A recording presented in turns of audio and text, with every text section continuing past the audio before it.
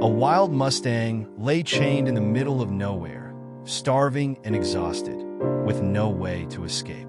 No one knew how long he had been suffering, but one thing was clear: his spirit was unbroken. When a lone man stumbled upon him and made the impossible decision to set him free, he never expected what would happen next. What this Mustang did in return would leave you speechless. Jack Carter had seen a lot in his 45 years. He'd watched men break wild horses, turning untamed spirits into obedient shadows of their former selves. That life had left a bitter taste in his mouth, and he'd walked away, swearing never to get involved again. But fate had other plans. It started as a routine ride through the Wyoming wilderness. The crisp autumn wind cut through the valley, rustling golden leaves as his old bay mare, Dusty, moved steadily beneath him. Jack was out here for peace, for solitude. He didn't want reminders of his past. But then he saw it. At first, it looked like a pile of rags caught on a dead tree branch, blending into the earth. But then the rags moved. Jack pulled Dusty to a stop, his sharp blue eyes narrowing. What the hell was that? Then came the sound, a clanking of metal, followed by a harsh, panicked snort. Jack's stomach dropped. Chains! He slid off Dusty in one fluid motion, dropping the reins over a low-hanging branch. His boots crunched against the dirt as he moved closer, careful not to make any sudden noises. And then he saw him, a wild Mustang.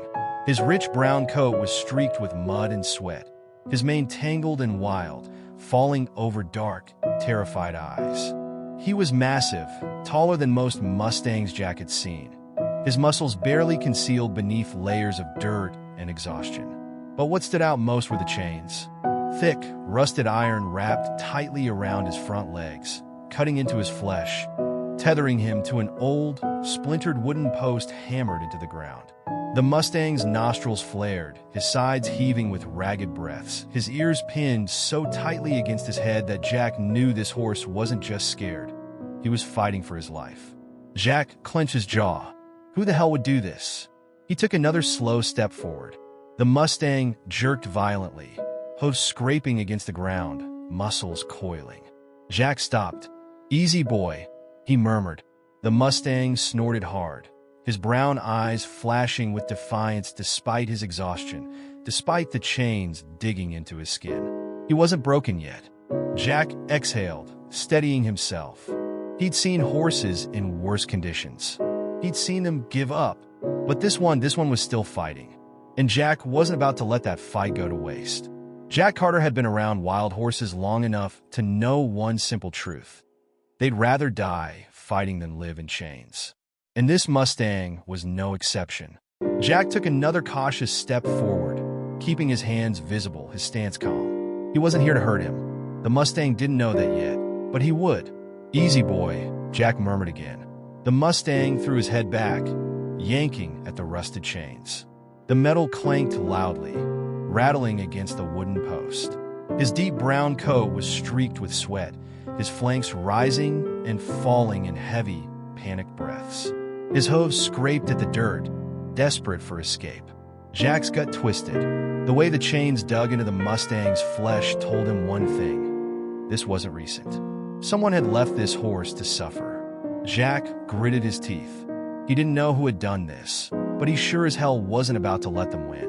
He crouched slowly, his boots pressing into the damp earth, inspecting the chains. Thick, rusted, twisted tight. Whoever had done this hadn't wanted the horse to break free on his own. Jack reached for his knife. The Mustang snorted sharply, muscles tensing. "Easy, fella," Jack said, his voice low and steady. The Mustang watched him, ears pinned, every muscle coiled like a spring ready to snap. Jack could see it in his eyes, pure survival instinct. This was it, the moment of truth. Jack slowly extended his hand, holding the knife away from the horse. "I'm gonna cut you loose, all right?" The Mustang's ears flicked forward, then back again. Jack wasn't sure how long he stayed there, crouched in the mud, staring at the animal in front of him. Maybe a minute, maybe 10. Time didn't matter right now. Then, in a single fluid motion, Jack reached out and sliced through the first chain. The Mustang reared. It happened so fast, a flash of hooves, the sharp crack of iron snapping, the sheer force of muscle and desperation exploding at once. Jack threw himself backward, hitting the ground hard, just as one of the Mustang's front hooves swung dangerously close to his chest. The horse screeched, half stumbling as his weight shifted forward. Jack barely had time to react before, bang, the rotting wooden post snapped in half. The Mustang collapsed forward, his massive body crashing onto the dirt with a weight of exhaustion. Chains rattled, hooves kicked, dust exploded into the air. Jack rolled onto his feet, ignoring the ache in his ribs. He didn't care that he'd nearly been crushed. He cared about one thing. Was the Mustang still alive? Through the thick dust, Jack saw him. The horse was down, but not for long. With a deep, guttural grunt, the Mustang kicked out his legs, forcing himself upright. He staggered, his massive body trembling, but he wasn't broken. Not yet. Jack's breath hitched. The chains were still tangled around the Mustang's legs, but now they were loose enough for him to break free. The horse realized it too, and then he bolted. Jack didn't even have time to react. 1 second, the Mustang was standing in front of him. The next, he was gone, galloping into the dense wilderness, chains dragging behind him, disappearing between the trees. Jack stood there, breathing hard, watching as the last trace of the Mustang vanished into the wild. And then silence. Jack exhaled sharply, wiping the sweat and dirt from his face. "Well, that was one hell of a thank you," he muttered. But as he looked down at the broken chains half buried in the dirt, he realized this wasn't over.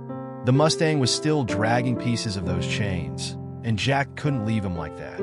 He grabbed Dusty's reins, swinging up into the saddle. "Let's go, girl," he said, urging her forward. Tracking a wild Mustang was like chasing a ghost. But Jack had spent half his life reading the land. The Mustang's trail cut through the trees, snapping small branches, leaving deep gouges in the damp soil. Jack followed the signs, his heart pounding as he heard the distant clanking of iron on rock. He dismounted silently, moving carefully through the trees until he saw him.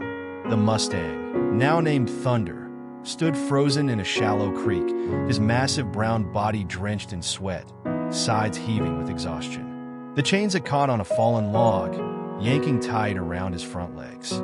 Every time he tried to pull away, the metal dug deeper. Jack crouched low, keeping his movements slow. "Guess we're not done yet, huh?" he murmured. Thunder watched him, nostrils flaring, muscles flexing with tension.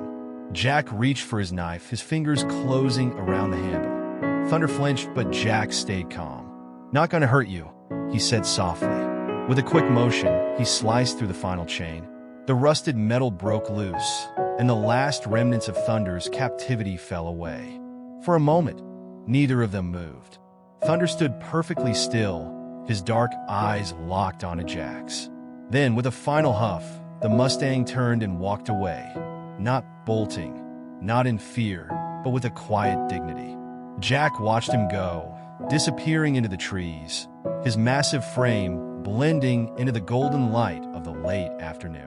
But that wasn't the end. Days later, as Jack sat on the porch of his cabin, Thunder returned. The Mustang stood at the edge of the tree line, watching him. Jack didn't move, didn't speak. He just watched. And then, in a moment that defied all logic, Thunder stepped forward. Slowly, deliberately, he approached Jack, his dark eyes steady, his massive body radiating strength and freedom. Jack reached out, his calloused hand brushing against Thunder's muzzle. The Mustang allowed it, his breath warm against Jack's skin. For the first time, Jack understood. This wasn't about taming or ownership. This was about trust. Thunder had chosen to come back, not because he had to, but because he wanted to. And as the sun set behind the Wyoming mountains, Jack realized something profound. Some bonds don't need words. Some bonds don't need ropes or fences. Some bonds just exist. And that was enough.